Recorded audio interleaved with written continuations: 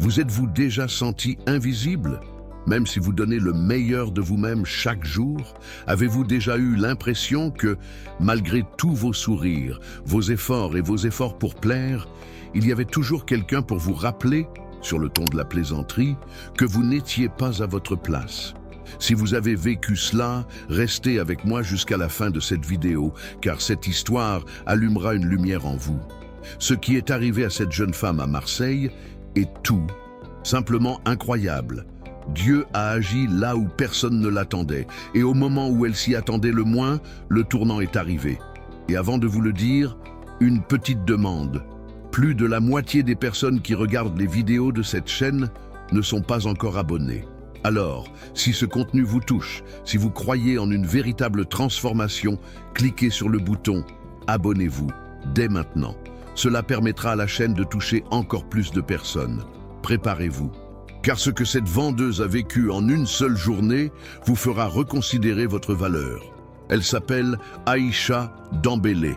Née et élevée dans la banlieue d'Aix-en-Provence, fille d'un cuisinier d'école et d'un jardinier municipal, Aïcha a toujours eu cette lueur dans les yeux qui lui montre qu'elle peut faire plus. En 2022, à 24 ans, elle vivait seule dans un studio exigu du quartier Saint-Barnabé à Marseille et prenait 2 bus et un métro par jour pour se rendre à son travail.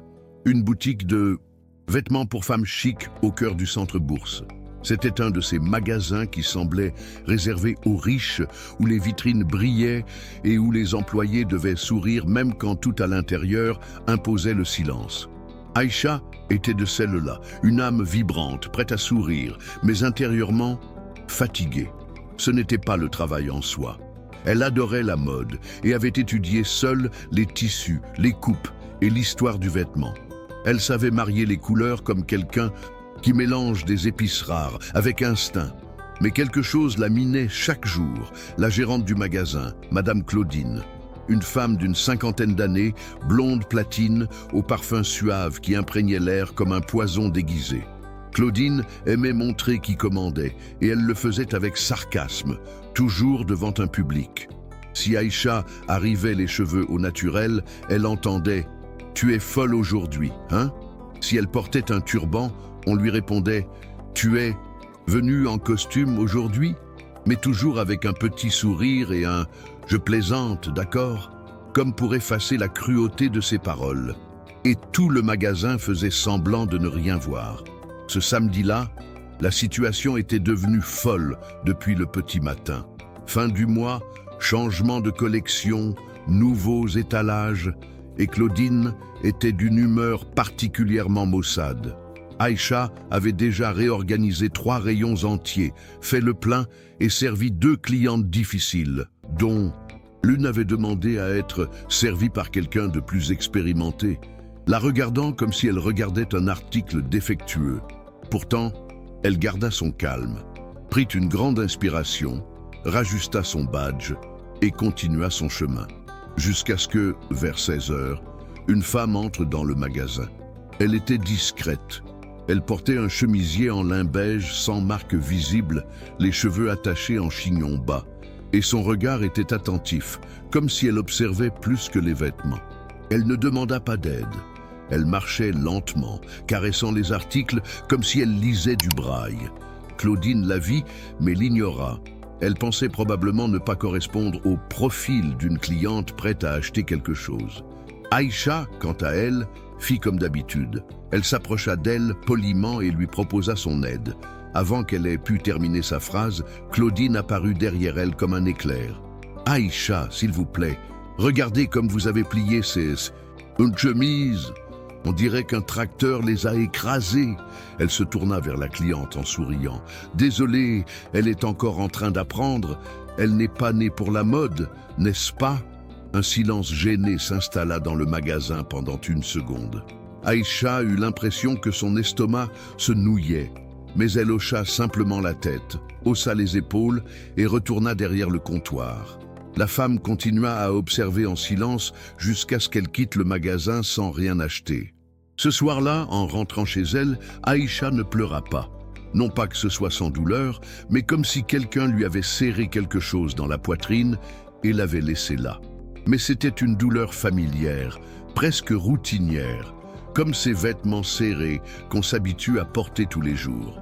Elle arriva à son appartement, retira lentement ses baskets, alluma une bougie parfumée au jasmin, un cadeau de sa mère, et s'assit par terre, le regard perdu dans le vide. Elle songea à abandonner. Elle songea à tout abandonner. Elle songea à ce que ce serait de retourner à Aix et de travailler avec sa mère à la cantine de l'école. Au moins, là-bas, personne ne fait semblant que je n'existe pas. Mais quelque chose en elle, une once de fierté peut-être, lui disait de tenir encore un peu, encore un jour, encore un samedi. Comme si la vie était faite de piles de samedis. 3 jours plus tard, c'était mardi, et le magasin était presque vide. C'était le milieu d'après-midi, avec une légère pluie dehors et la grisaille typique des jours nuageux. Aïcha rangeait ses vêtements lorsqu'elle aperçut une silhouette sur le seuil. C'était la femme silencieuse de samedi. Elle portait maintenant un pardessus sombre, les cheveux détachés et ses lunettes pendaient au col de son chemisier. Elle entra d'un pas assuré, regarda autour d'elle et alla droit vers elle. « Vous avez 1 minute ?» La voix était ferme, claire, avec un accent parisien. Aïcha hocha la tête, et peu surprise. La femme ouvrit alors son sac, en sortit une carte et la lui tendit à 2 mains. « Je m'appelle Sandrine Morel. Je travaille aux ressources humaines chez L'Élan, cette chaîne de mode internationale. Nous lançons un projet axé sur la diversité et le leadership, et j'ai vu en vous exactement ce que nous recherchons. » Aïcha resta immobile, la carte à la main, comme si elle avait oublié comment respirer. Pendant quelques secondes, elle crut à une farce. Elle regarda autour d'elle pour voir si Claudine l'observait. Ce n'était pas le cas. La femme devant elle, cependant, gardait la sérénité de quelqu'un qui savait exactement ce qu'elle faisait. « Tu as quelque chose de spécial. J'ai vu comment tu as géré la situation samedi. L'élégance avec laquelle tu as gardé ta dignité, ça ne s'apprend pas dans les cours. C'est une question de caractère. » Aïcha sentit ses yeux brûler, mais elle ne pleura pas. Elle les remercia simplement, la voix brisée, et promit de les recontacter. Sandrine partit aussi silencieusement qu'elle était arrivée, laissant derrière elle un courant d'air qui sembla balayer les derniers mois d'angoisse. Ce soir-là, pour la première fois depuis longtemps, Aïcha n'alluma pas la bougie au jasmin. Elle n'en avait pas besoin. L'espoir brûlait déjà en elle. Elle se documenta sur L'Élan, parcourut le site web dans ses moindres recoins, regarda des vidéos de l'équipe, des témoignages d'employés. C'était un autre monde. Un monde où les Noirs occupaient des postes à responsabilité, où le mot « diversité » n'était pas qu'un argument marketing. Le lendemain, elle envoya un courriel avec son CV, les remerciant de l'avoir contacté et proposant de discuter. 3 heures plus tard, elle recevait une réponse avec une date et une heure pour un entretien en ligne. Il était prévu pour le jeudi après-midi. Son cœur battait si fort qu'il avait envie de bondir hors de sa poitrine et de traverser la ville en courant. Jeudi, Aïcha s'est habillée comme pour un défilé de mode. Elle a choisi un chemisier bleu pétrole à col montant qui mettait sa peau en valeur comme le ciel avant la nuit. Elle a attaché ses cheveux en un chignon bas, a mis un rouge à lèvres discret et s'est assise devant son ordinateur, les mains moites. L'entretien a duré 40 minutes, mais on avait l'impression que le temps avait été doublé par le soin, comme pour les vêtements en magasin. Des questions sur le leadership, les défis, les valeurs. Elle a parlé avec fermeté, mais sans forcer. Elle a raconté qui elle était, d'où elle venait et ce que cela signifiait, de devoir sourire, même quand tout en elle souffrait. À la fin de l'appel, la directrice qui l'interviewait, une autre femme noire, avec de petites tresses et un accent caribéen, a dit « Aïcha, tu n'imagines pas à quel point ton nom a circulé ici depuis samedi. » 2 jours plus tard, la confirmation tombait. Elle était acceptée. Poste, coordinatrice en formation pour un projet pilote d'inclusion à Paris. Un salaire 3 fois supérieur à son salaire actuel, des avantages sociaux dont elle ignorait l'existence et, surtout, un environnement où elle ne serait pas invisible. En lisant le courriel, ses jambes lui manquèrent. Elle s'assit par terre dans le salon, rit, puis pleura. « Tu es sérieuse ? murmura-t-elle seule, le visage entre les mains. Elle appela sa mère. Sa mère pleura avec elle. Elle appela son père. Son père lui dit « Je l'ai toujours su », avec cette fierté discrète que seuls les pères peuvent ressentir. Elle savait que ce samedi, ce moment d'humiliation devant un inconnu avait été le déclencheur, et que cet inconnu était, en fait, un pont. La semaine suivante, Aïcha démissionna. Claudine, en entendant cela, feignit la surprise. Elle s'efforça de paraître cordiale, allant jusqu'à dire « Tu vas nous manquer ici », comme si elle n'avait pas passé des mois à miner son estime de soi. Aïcha se contenta de sourire, de ce sourire qui porte à la fois la vérité et l'adieu. Le dernier jour, elle prit une petite boîte contenant ses affaires, une tasse en porcelaine aux motifs africains, un carnet où elle notait des idées de combinaison et pliait soigneusement la lettre qu'elle avait écrite la veille. Elle tendit la lettre au directeur avant de partir. Claudine l'ouvrit aussitôt avec dédain, s'attendant probablement à une justification émotionnelle. Mais il n'y avait qu'une seule phrase. « Maintenant, je connais ma valeur. » Son expression changea. Pour la première fois, elle parut sans voix. Ce jour-là, le chemin du retour était différent. Le même itinéraire, métro, bus, ruelle jusqu'à son immeuble, mais tout semblait nouveau. Les mêmes arbres qu'elle avait toujours vus se balançaient maintenant comme pour applaudir. Les murs tagués ressemblaient à des fresques murales réalisées en son honneur. Dans l'atelier, elle alluma la bougie au jasmin, non pas par tristesse, mais par gratitude. Elle s'assit, prit une profonde inspiration et laissa son corps se détendre. Pour la première fois depuis longtemps, elle avait l'impression de ne plus avoir à se défendre, que sa place dans le monde ne dépendait plus de la validation de voix qui se moquaient de ses cheveux, de sa peau, de ses origines. Elle avait trouvé une porte, certes, mais plus que cela, elle avait découvert qu'elle en était la clé. À Paris, tout était nouveau. Le rythme, l'air, les grands immeubles qui semblaient parler aux nuages. Aïcha arriva avec 2 valises, un sac à dos, le cœur battant comme si elle avait peur de rêver. Elle fut accueillie par une équipe diversifiée et chaleureuse, aux accents mêlés et aux rires spontanés. Les premiers jours, elle arpenta lentement les couloirs du siège de l'Élan, s'imprégnant de chaque détail. Les tableaux de designers noirs au mur, les salles de réunion portant le nom de femmes africaines, et surtout la façon dont tout le monde l'appelait par son nom complet, avec respect.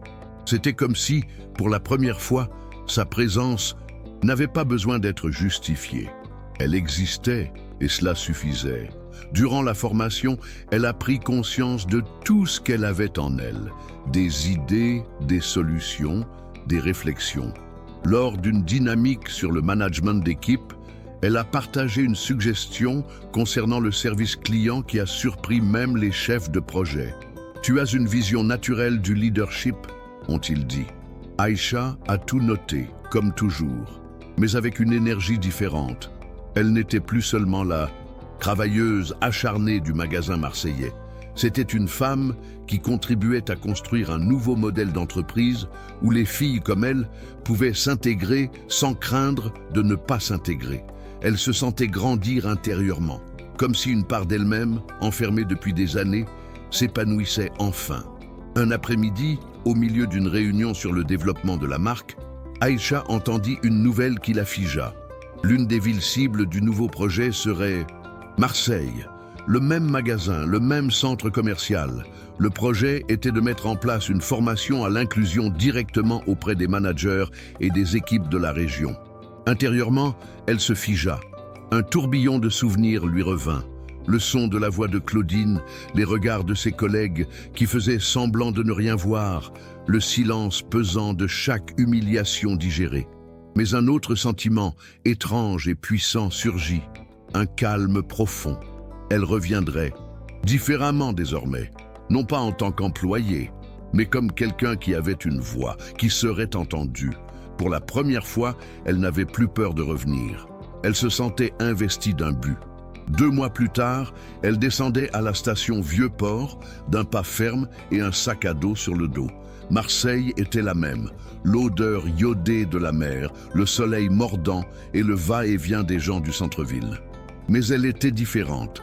Elle marchait jusqu'au centre commercial comme si elle retournait là où elle avait gagné une guerre silencieuse. En entrant dans le magasin, elle sentit le même doux parfum dans l'air. Claudine était là, comme toujours, derrière le comptoir, cette fois en train d'organiser des feuilles de calcul. En la voyant, elle hésita. Elle tenta de forcer un sourire, mais son regard trahissait la surprise et l'inconfort. Aïcha se présenta, sans ironie, sans un ton vengeur. « Bonjour, je suis venu parler à l'équipe du nouveau programme d'insertion de l'Élan. Je coordonne le projet. » Claudine ne répondit pas immédiatement. L'espace d'un instant, elle sembla avoir oublié comment respirer.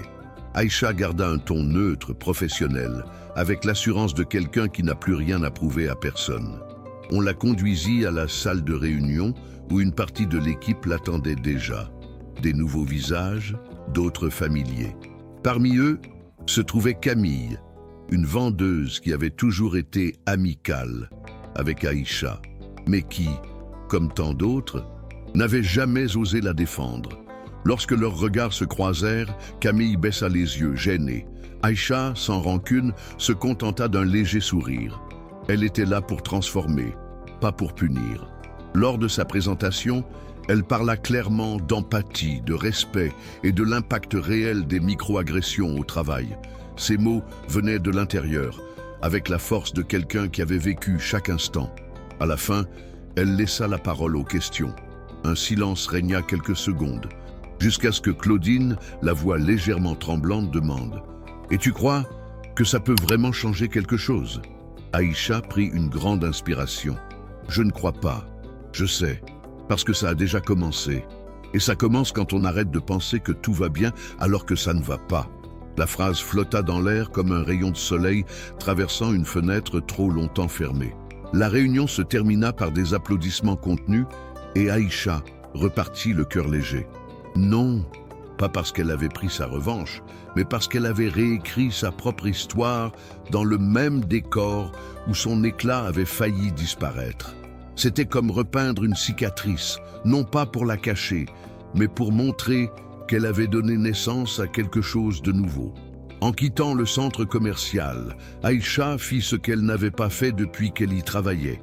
Elle acheta une glace au même stand, près de l'entrée latérale, où le vendeur argentin ajoutait toujours une boule de garniture gratuitement. Il était toujours là, et en la voyant, il sourit sincèrement. « Tu as disparu, tu es parti à la conquête du monde, hein ?» Elle rit, le remercia et s'assit sur un banc à proximité, observant les allées et venues. Tout semblait pareil, et en même temps, tout était différent. Elle avait l'impression de revenir dans un endroit ancien, vêtu de vêtements neufs. La glace était sucrée, mais pas plus que le goût de la liberté. Elle repensa à la fille qu'elle avait été quelques mois plus tôt, celle qui retenait ses larmes au magasin, celle qui comptait les pièces pour son ticket de métro. Maintenant, elle savait. Rien de tout cela n'avait été vain. Ce soir-là, de retour à l'hôtel, elle appela sa mère. Elle lui raconta chaque détail, de la rencontre avec Claudine aux applaudissements silencieux de l'équipe. Sa mère, toujours retenue, pleura cette fois sans filtre. « Ma fille, ton chemin est magnifique, je te l'ai dit, je l'ai toujours su. » Aïcha sourit à l'autre bout du fil, regardant par la fenêtre le ciel clair de Marseille. Elle se sentait comblée. Non pas parce qu'elle avait conquis qui que ce soit, mais parce qu'elle était certaine que sa douleur était devenue un pont pour d'autres. Elle construisait quelque chose de plus grand, où d'autres filles noires, aux cheveux bouclés et aux grands rêves, n'auraient pas à traverser les mêmes épreuves. Et dans le silence de la chambre d'hôtel, avec la ville au loin, respirant calmement, elle se murmura la même phrase de la lettre. « Maintenant, je connais ma valeur. » Mais cette fois, elle le dit avec un sourire. Aujourd'hui, Aïcha est l'une des leaders de la diversité de l'élan en Europe. Elle a pris la parole lors de conférences à Bruxelles, Lisbonne et Milan, racontant son histoire avec la même humilité qui l'a soutenue dans les pires moments. Dans chacune de ses interventions, elle ne se présente pas comme une survivante, mais plutôt comme une bâtisseuse, quelqu'un qui a dû se dépouiller de ses certitudes et digérer beaucoup de silence pour enfin occuper un espace d'écoute.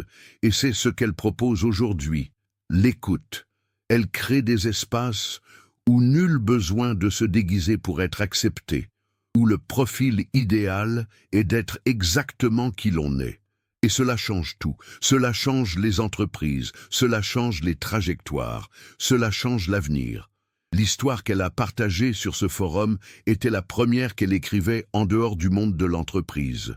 Elle a expliqué l'avoir fait parce qu'elle comprenait qu'il y avait encore beaucoup d'Aïchas, travaillant dur, digérant des humiliations déguisées en blagues, essayant de s'intégrer dans des espaces qui ne leur étaient pas destinés.